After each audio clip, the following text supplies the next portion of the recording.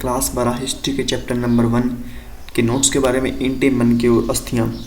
तो ये complete notes आपको यूट्यूब पर बिल्कुल फ्री मिलने वाले हैं, लेकिन अगर आपको इसकी PDF चाहिए तो आपको जो स्क्रीन पर नंबर दिख रहे हैं उन पर आपको मैसेज करना होगा और मात्र आपको 40 रुपये के अंदर हिस्ट्री की दोनों बुक के नोट्स बिल्कुल कम प्राइस में मिल जाएंगे। प्राइस मैंने आपको बता दिया है, 40 रुपये है।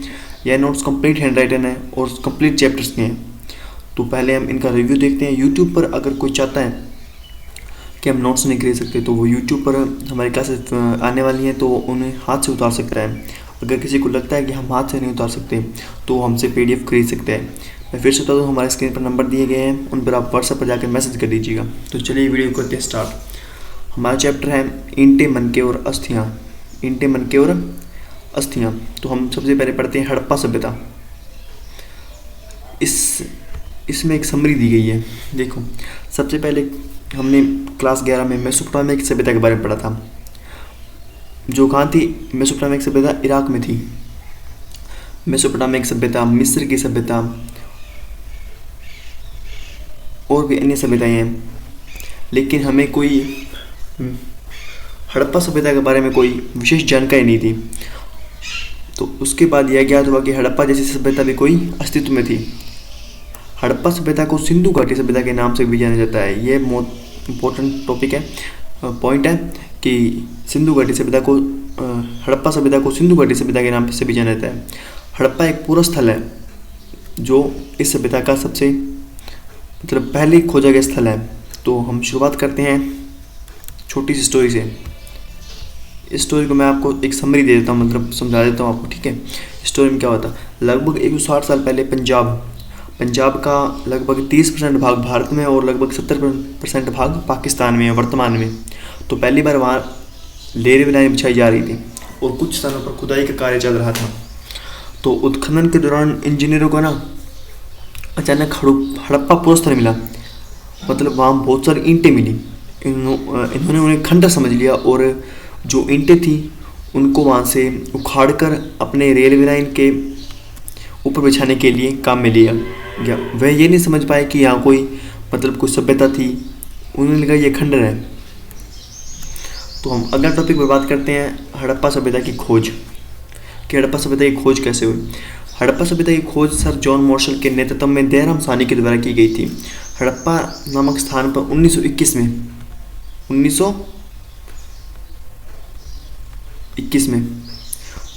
में मोहनजोदड़ो की खोज राखालदास बनर्जी ने की 1922 में।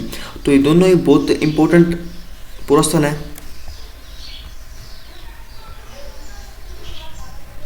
चलिए हम करते हैं नेक्स्ट टॉपिक के बारे में बात। अब है हड़प्पा सभ्यता का कालक्रम। यह भी बहुत इंपॉर्टेंट रहता है कि हड़प्पा सभ्यता का कालक्रम क्या था, ठीक है। हड़प्पा सभ्यता का कालक्रम था 2600 ईसा पूर्व से 1900 ईसा पूर्व, ठीक है।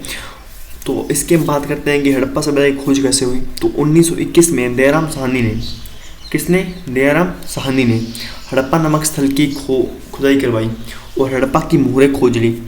1922 में राखालदास बनर्जी ने मोहनजोदड़ो नामक स्थान पर उत्खनन कार्य किया। यानी कि हड़प्पा और मोहनजोदड़ो दोनों स्थलों पर उत्खनन कार्य किया गया और दोनों पर एक ही कालक्रम और एक जैसी ही मोहरें मिली। तो वे समझ गए कि यह सभ्यता काफ़ी विकसित थी और काफ़ी बड़ी मात्रा में थी, काफ़ी विशाल थी, बहुत जगह फैली हुई थी। इसके बाद देखते हैं सन 1924 में भारतीय पुरातत्व सर्वेक्षण के director general sir John Marshall ने पूरे विश्व के सामने नई सभ्यता की खोज की, जो हमारी कौन सी है, हड़प्पा सभ्यता या सिंधु घाटी सभ्यता के नाम से, ठीक है। तो इसका नामकरण हड़प्पा सभ्यता क्यों पड़ा।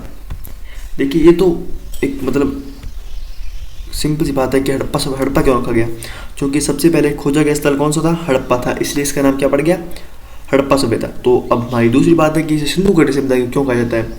सिंधु घाटी सभ्यता क्योंकि यह सिंधु नदी के किनारे पर बसी हुई है, तो इसलिए इसे सिंधु घाटी सभ्यता के नाम से भी जाना जाता है।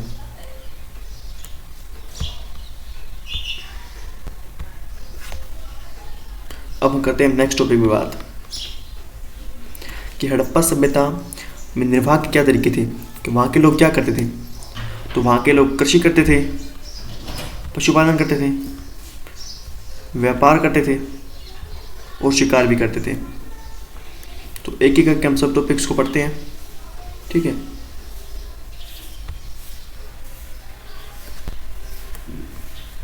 अब देखते हैं कृषि। कृषि हड़प्पा सभ्यता के स्थलों में रहने वाले लोग कृषि करते थे तथा गेहूं, जौ, दाल, सफ़ेद चना, तिल, बाजरा बहुत इंपॉर्टेंट है क्योंकि बाजरे के साक्ष्य में गुजरात से मिले हैं और यह बहुत बार एग्जाम में पूछ जाता है। चावल आदि उगाते थे तो हमें इसके साक्ष्य मिले हैं, ठीक है। अब करते हैं हम नेक्स्ट टॉपिक पर बात।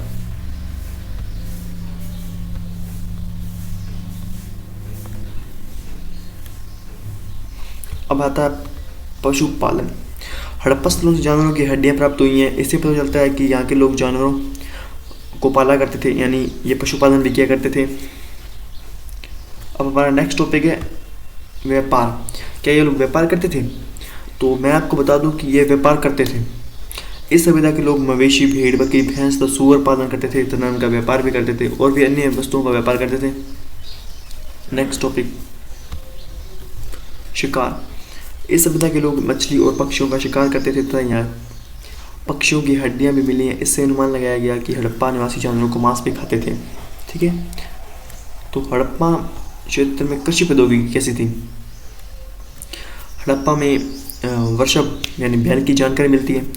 इतिहासकारों ने अनुमान लगाया है कि हड़प्पा निवासी खेत जोतने में बैल का प्रयोग करते थे क्योंकि हमें मोहरों पर बैलों के साक्ष्य मिले हैं। मिट्टी के बने बैल के प्रतिरूप मिले हैं। इतिहासकारों को चोलिस्तान क्या है?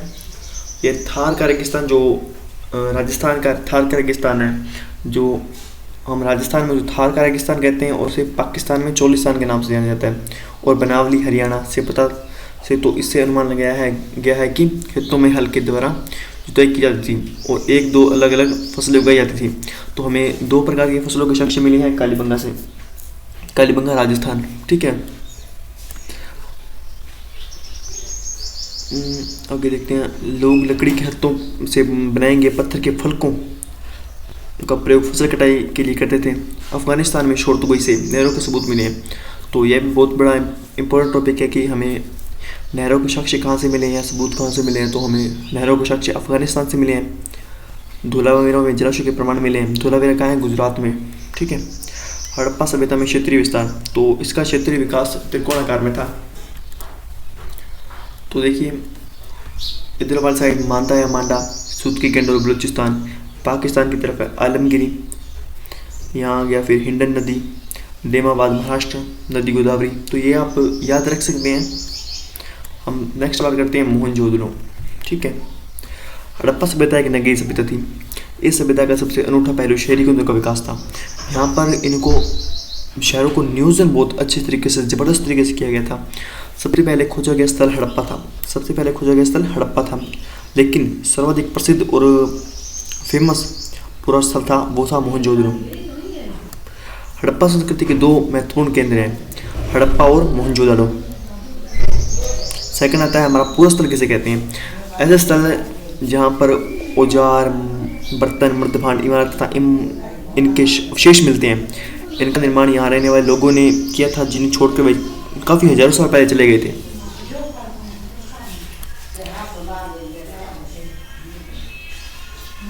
ये मैंने आपको बता दिया। हड़प्पा सभ्यता की बस्ती हड़प्पा सभ्यता की बस्ती को दो भागों में विभाजित किया गया। एक था दुर्ग और एक था निचला शहर। दुर्ग ऊंचाई पर बने होते थे। दुर्ग मतलब एक थी नीची बस्ती और एक थी दुर्ग ऊंचाई पर बने होते थे। दुर्ग ऊंचे इसलिए थे क्योंकि यहाँ पर बनी संरचना कच्ची ईंटों के चबूतरों पर बनी थी, यानी नीचे काफ़ी सारी ईंटें लगाई गई थी, कच्ची ईंटें, ठीक है।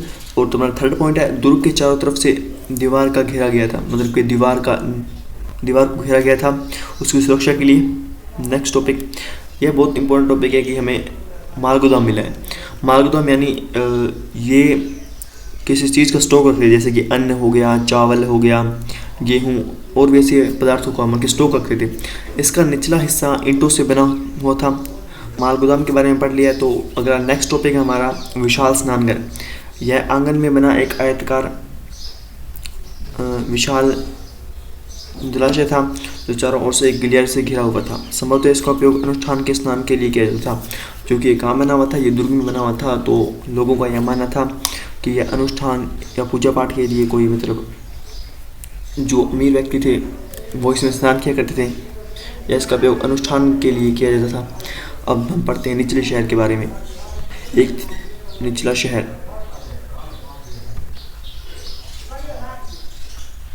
निचला शहर, ऐसा माना जाता है कि निचले शहर में आवासीय भवन थे। निचला शहर दुर्ग के मुकाबले अधिक बड़े क्षेत्र में था, लेकिन यह विकसित इतना नहीं था। मतलब ज़्यादा ताकत या पावरफुल हम कह सकते हैं लोग जो थे वो दुर्ग में निवास करते थे। नेक्स्ट टॉपिक, जल निकासी व्यवस्था। यह बहुत महत्वपूर्ण टॉपिक है, जल निकासी व्यवस्था। तो हड़प्पा सभ्यता की अनूठी विशेषता में जल निकासी प्रणाली भी थी। सड़कों और गलियों को ग्रिड पद्धति में बनाया गया था। ग्रिड पद्धति यानी ये एक दूसरे को समकोण पर काटती थी। यह एक दूसरे को समकोण पर काटती थी। तो हड़प्पा सभ्यता में गलियों के अगल बगल में मकान बनाए गए थे। प्रत्येक घर का गंदा पानी नालियों के जरिए बाहर जाता था। तो यहाँ पर मतलब आज से 5000 साल पहले भी ऐसी जल निकासी की व्यवस्था बहुत अनूठी थी और बहुत बढ़िया तरीके से इन्होंने नियोजन किया हुआ था। तो हमारा नेक्स्ट टॉपिक है गृह स्थापत्य, बल्कि इनके घरों का डिज़ाइन कैसा होता था। तो मोहनजोदड़ो के निचले शहर में आवासीय भवन थे। यहाँ के आवास में एक आंगन और उसके चारों ओर कमरे बने थे। आंगन बनाने और कताई करने की इनके काम आते थे। ठीक है, ये हमने पढ़ लिया। मोहनजोदड़ो में कुएं लगभग कुओं की संख्या 700 थी। तो ये भी आप याद रखिएगा कि मोहनजोदड़ो में कुओं की संख्या 700 थी। हमारा नेक्स्ट टॉपिक, हड़प्पा इस समाज में भिन्नता का अवलोकन। क्या वहाँ मतलब भिन्नता थी समाज में? हर समाज में रहने वाले लोगों के बीच सामाजिक और आर्थिक भिन्नताएं होती हैं। यानी सामाजिक और आर्थिक यानी पैसे में भिन्नता होती है। इन भिन्नताओं को के लिए इतिहासकार कई तरीके का प्रयोग करते हैं। इन तरीकों में एक है, तो हम पढ़ते हैं, शवाधान का अध्ययन। मतलब किसी की बॉडी मरने के बाद उसको दफनाया कैसे जाता था, उसका अंतिम संस्कार कैसे होता था, उसे कहते हैं शवाधान। तो शवाधान एक अंतिम संस्कार विधि है, ये मैंने आपको बता दिया। हड़प्पा सभ्यता में लोग अंतिम संस्कार पर व्यक्ति को दफनाया करते थे। साथ ही मिट्टी के बर्तन तथा आभूषण भी दफनाया करते थे। शायद वे लोग पुनर्जन्म में विश्वास करते थे। मिस्र के विशाल पिरामिड हड़प्पा सभ्यता के समकालीन थे। जो मिस्र के पिरामिड थे वो हड़प्पा सभ्यता के समकालीन थे। इनमें से कई पिरामिड राज्य के शवाधान के थे। मतलब उन्हें विशेष रूप से बनाया गया था और शायद कोई राजा महाराजा को दफनाया जाता था। तो हमारा नेक्स्ट टॉपिक है विलासिता की वस्तुएं। मतलब महंगी और विलासिता की वस्तुएं, सामाजिक भिन्नता को बचाने का तरीका, उपयोगी और विलास की वस्तु का अध्ययन। देखिए, उपयोगी वस्तु वह होती है जो रोजमर्रा के उपयोग में लाई जाती है, जैसे चक्कियाँ, मिट्टी के बर्तन और सुई आदि। मतलब यह उपयोगी वस्तुएं हर किसी के घर में मौजूद थी, लेकिन जो महंगी तथा दुर्लभ थी वो हर किसी के घर में मौजूद नहीं थी। तो पुरातत्वविद कीमती मानते थे, जैसे फ्योंस के पात्र मतलब शायद वह उनमें कुछ इत्र वगैरह रखते थे। फ्योंस का पात्र बहुत ही छोटा था और महंगा था। उस पर एक मतलब बहुत ही बड़ी तरह की कढ़ाई की गई थी। तो ये आप याद रखिएगा। इन्हें बनाना काफ़ी मुश्किल था, क्योंकि इन्हें बनाने के लिए घिसी हुई रेत प्लस रेग प्लस चिपचिपा पदार्थ और एक रंग का मिश्रण करके इसे बनाया जाता था। तो हमारा नेक्स्ट टॉपिक देखते हैं, हड़प्पा सभ्यता के प्रमुख स्थल कौन कौन से हैं। हड़प्पा सभ्यता के प्रमुख स्थल हैं, देखिए जो मतलब सबसे बड़े और महत्वपूर्ण स्थल थे वो चले गए पाकिस्तान में, लेकिन भारत में कुछ स्थल हैं जो काफ़ी महत्वपूर्ण हैं, तो हमें देखने को मिलते हैं। प्रमुख स्थल लोथल, धोलावीरा, सूत के कोटड़ा, रंगपुर, नागेश्वर। ये वर्तमान में कहाँ है? वर्तमान में गुजरात में है। अब देखते हैं हरियाणा में कौन से हैं। बनावली, मिथाथल, राखी गड्डी, भावनपुर, ये हमें मिलते हैं हरियाणा में। कालीबंगा, पीलीबंगा, रंगमहल, ये मिलते हैं हमें राजस्थान में। चूंदड़ो, बालाकोट, कोट दीजिए, सूतके गेंडूर, हड़प्पा, मोहनजोदड़ो, ये हमें मिलते हैं पाकिस्तान में। और रोपड़ पंजाब, आलमगीरपुर उत्तर प्रदेश और मांडा या मांडा कश्मीर में मिलता है। तो हमारा नेक्स्ट टॉपिक है शिल्प उत्पादन। चौंदुर नामक स्थान जो वर्तमान में कहाँ है? पाकिस्तान में। शिल्प उत्पादन का महत्वपूर्ण केंद्र था। शिल्प कार्य मतलब जैसे मनके बनाना, शंख की कटाई, धातु कार्य और मुहर निर्माण और बाट बनाना। अब देखते हैं मनकों का निर्माण कैसे किया जाता था। मनकों का निर्माण विभिन्न प्रकार के पदार्थों से किया जाता था, जैसे कि कार्नेलियन बहुत सुंदर पड़ता था, कार्नेलियन बहुत सुंदर लाल रंग का, और जैस्पर स्फटिक क्वार्ट्ज और सेलखड़ी। धातु सोना, तांबा और कांसा। कुछ मनके 2 या 2 से अधिक पत्थरों को जोड़कर बनाए जाते थे। ये मनके चक्राकार, बेलनाकार, गोलाकार, ढोलाकार, खंडित आदि आकार के हो सकते थे। इन पर चित्रकारी करके सजाया जाता था। ठीक है, मनके बनाने में विभिन्न पदार्थ का इस्तेमाल होता था। मनकों को बनाने में घिसाई, पॉलिश और इसमें छेद करने के उपकरण भी मिले हैं। नेक्स्ट टॉपिक है इतिहासकारों के द्वारा उत्पादन केंद्र की पहचान। जिन स्थानों पर शिल्प उत्पादन का कार्य होता था वहाँ कच्चा माल तथा त्यागी गई वस्तुएं, कूड़ा करकट मिला है। इससे इतिहासकार अनुमान लगा देते थे कि इन स्थानों पर शिल्प उत्पादन कार्य होता था। पुरातत्व विधि सम्मानित है। पत्थर के टुकड़े, शंख, माल, शिल्पकारी के औजार, तांबा, ऐसक जैसी महत्वपूर्ण वस्तु त्याग दिया करते थे और कूड़ा करकट में ढूंढते हैं। क्योंकि कूड़ा करकट में हमें एक ही जैसे कई सारे टुकड़े मिलते हैं जिसे हम पहचान सकते हैं कि यह स्थल किस कार्य के लिए होता था। इनमें निर्माण स्थल तथा निर्माण कार्य की जानकारी मिलती है। ठीक है, ये मैंने आपको बता दिया। अगर शिल्प उत्पादन में कच्चे माल की प्राप्ति। कच्चा माल स्थानीय स्तर पर उपलब्ध, जैसे मिट्टी, दूर से लाई जाने वाली वस्तुएं जैसे पत्थर, लकड़ी तथा धातु, जालोर मैदान से बाहर से मंगाए जाते थे। ठीक है, नेक्स्ट टॉपिक है उपमहाद्वीप। देखिए, आपको यह जानना होगा कि उपमहाद्वीप किसे कहते हैं। उपमहाद्वीप 2 मिनट। उपमहाद्वीप किसे कहते हैं? PDF 1 second. हाँ, देखिए उपमहाद्वीप किसे कहते हैं।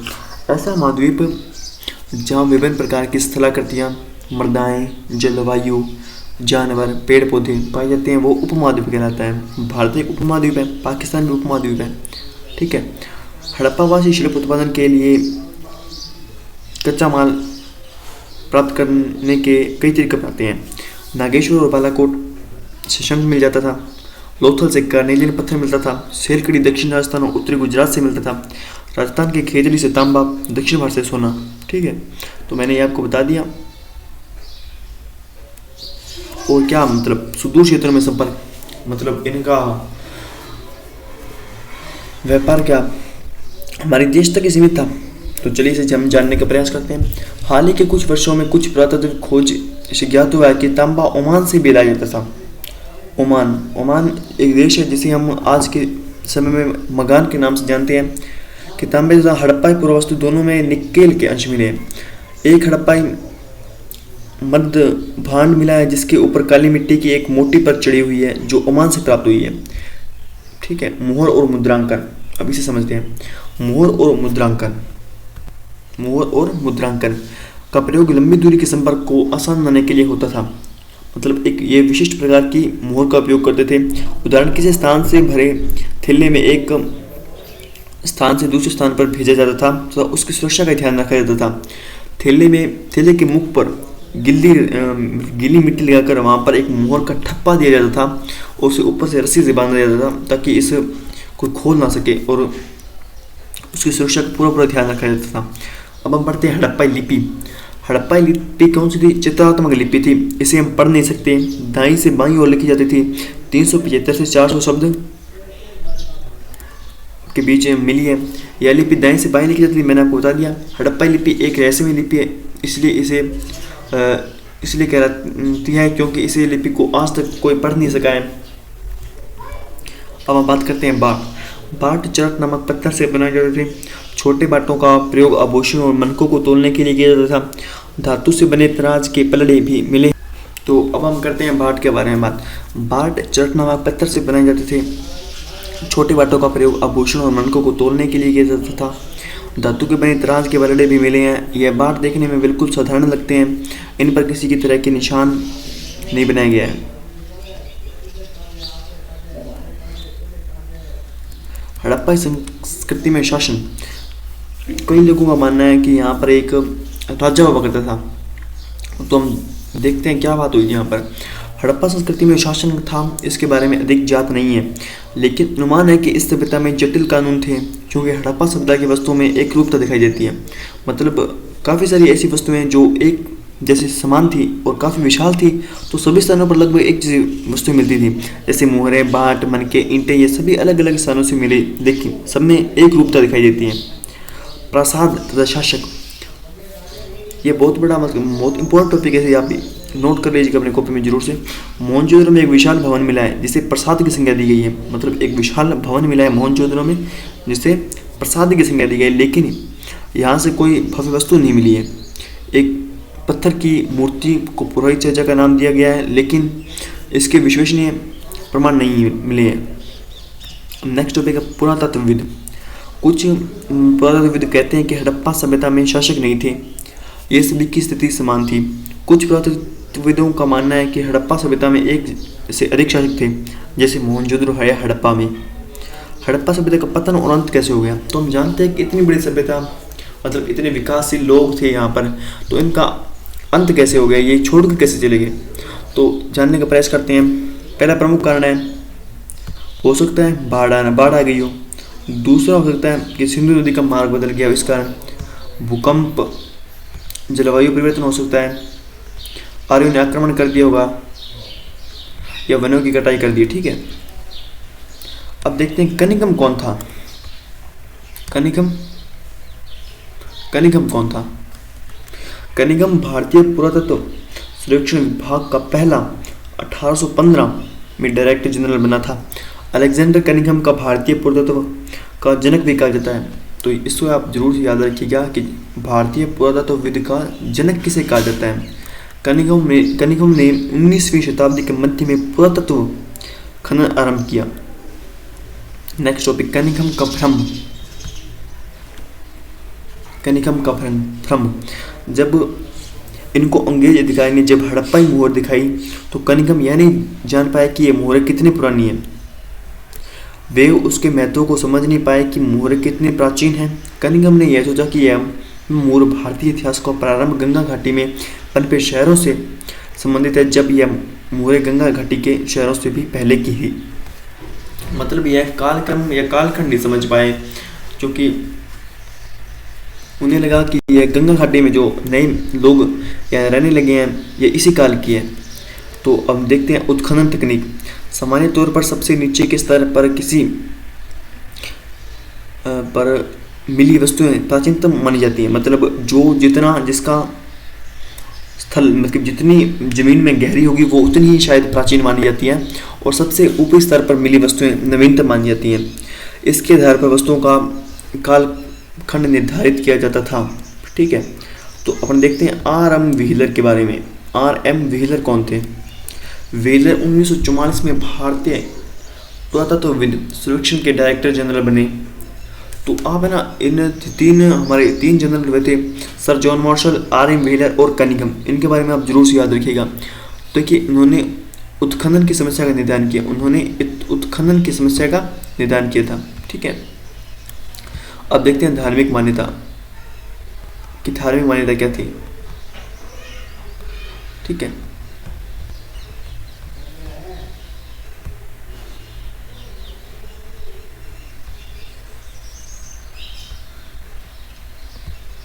देखते हैं धार्मिक मान्यता क्या थी। आभूषण से लदी एक नारी की मूर्ति मिली है जिसे माता देवी की संज्ञा दी गई है। अगर बोर्ड में क्वेश्चन आ जाए कि हड़प्पा वासी कौन सी मतलब देवी की पूजा करते थे, तो हमारा आंसर होगा माता देवी की पूजा की जाती थी। दूसरा, वेदियों तथा संरचनाओं के अनुष्ठानिक महल दिया गया है। कुछ मोड़ों पर पेड़ पौधों के उत्खनन थे, शायद ये प्रकृति की पूजा करते थे। ऐसा माना जाता है कि हड़प्पा के लोग प्रकृति की पूजा करते थे। ठीक है, ये मैंने आपको बता दिया। कुछ मोड़ों में एक व्यक्ति योगी की मुद्रा में बैठा है दिखाया गया है, जिसे आदि शिव या रुद्र का रूप माना गया है। ठीक है, कुछ स्थानों पर माना गया है। पत्थर के शंकु आकार वस्तुओं के शिवलिंग के रूप में वर्गीकृत किया गया है। तो आज का चैप्टर हमारा यहीं पर खत्म होता है। मिलते हैं ऐसे ही नेक्स्ट क्लास में। मैं आपको फिर से बता दूं, हमारे स्क्रीन पर जो नंबर दिए गए हैं उस पर आप कांटेक्ट कर सकते हैं इसकी PDF प्राप्त करने के लिए। मात्र आपको 40 रुपये के अंदर दोनों बुक्स की PDF मिल जाएगी। ज्योग्राफी के नोट्स कंप्लीट तैयार हैं, जल्द ही राजनीति पॉलिटिकल के भी तैयार हो जाएंगे। तो आप हमारे चैनल को जरूर सब्सक्राइब कर लीजिएगा और बेल आइकन को प्रेस कर दीजिएगा, ताकि आने वाली हर वीडियो की नोटिफिकेशन आपको सबसे पहले मिल सके। तो मिलते हैं ऐसे ही नेक्स्ट क्लास में। धन्यवाद।